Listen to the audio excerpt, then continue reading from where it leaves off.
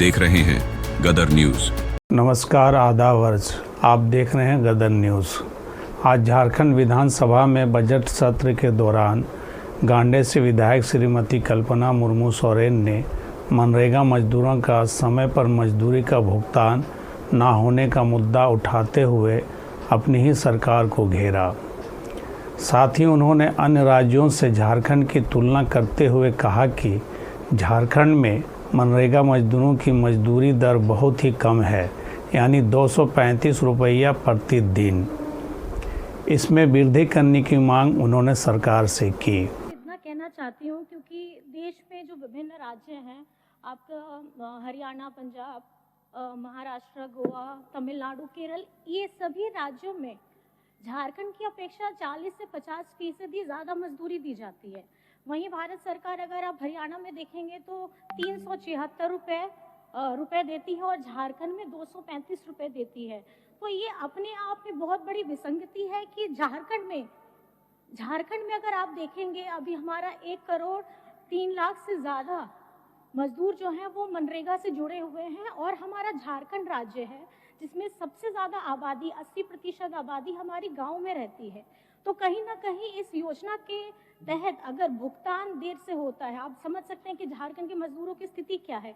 एक तो मजदूरी जो है वो कम है, ऊपर से अगर ये विलंब होता है तो उनके पास इतनी संपत्ति नहीं है कि 3, 4, 5 महीने, 6 महीने, साल भर रुक पाए।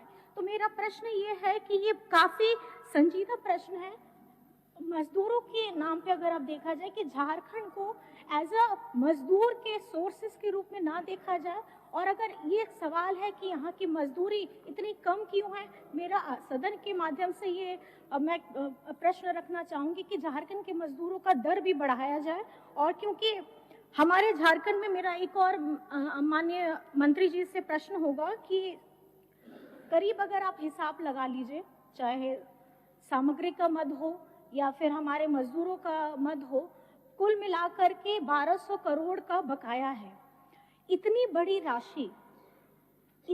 राशि हमारे मजदूरों का बकाया है, इसकी आवाज़ कौन उठाएगा अध्यक्ष महोदय?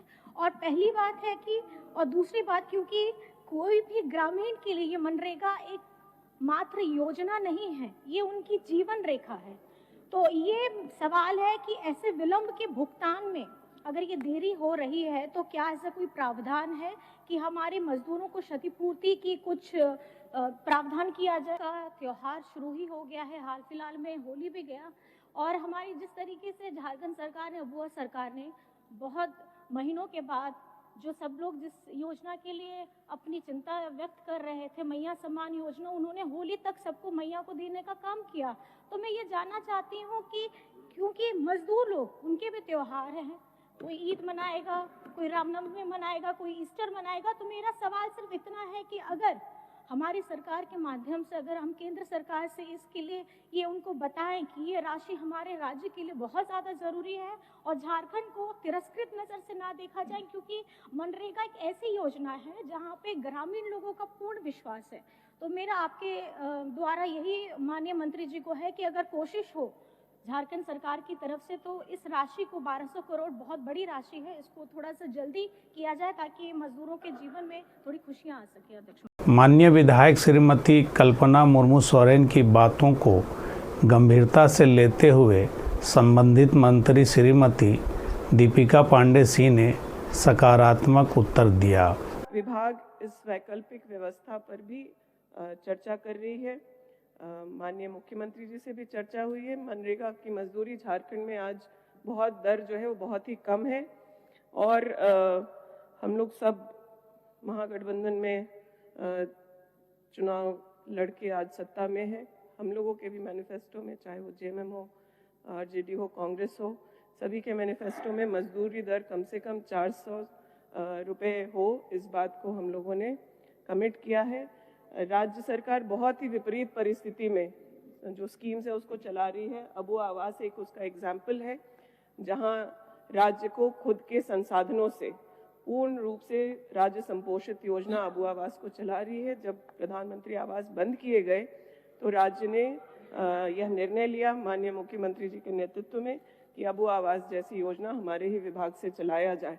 तो हम लोग इस बात पर सिर्फ गंभीर ही नहीं, बहुत चिंतित हैं कि राज्य के मजदूरों को कैसे जो है पर्याप्त राशि दी जाए।